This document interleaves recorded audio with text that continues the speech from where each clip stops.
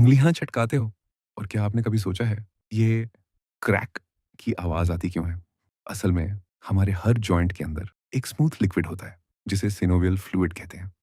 ये fluid joints को smooth movement देने के लिए होता है ताकि हड्डियां आपस में आराम से मूव कर सकें। इस फ्लूइड के अंदर ऑक्सीजन, नाइट्रोजन और कार्बन डाइऑक्साइड जैसी गैसेस घुली होती हैं।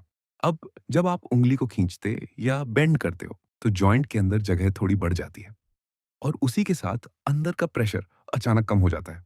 इस सडन प्रेशर ड्रॉप की वजह से फ्लूइड में घुली हुई गैसेस अचानक बाहर निकलकर छोटे-छोटे बबल्स बना लेती हैं। अब जैसे ही ये बबल्स तेजी से बनते हैं और अनस्टेबल होते हैं, तो वो अचानक कोलैप्स कर जाते हैं और इसी इंस्टेंट कोलैप्स के मोमेंट पर क्रैक की आवाज पैदा होती है।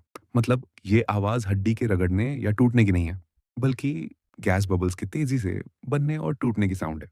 और यही रीजन है कि एक बार उंगली चटकाने के बाद तुरंत दोबारा आवाज नहीं आती, क्योंकि गैसेस को फिर से फ्लूइड में डिसॉल्व होकर बबुल बनने में थोड़ा समय लगता है।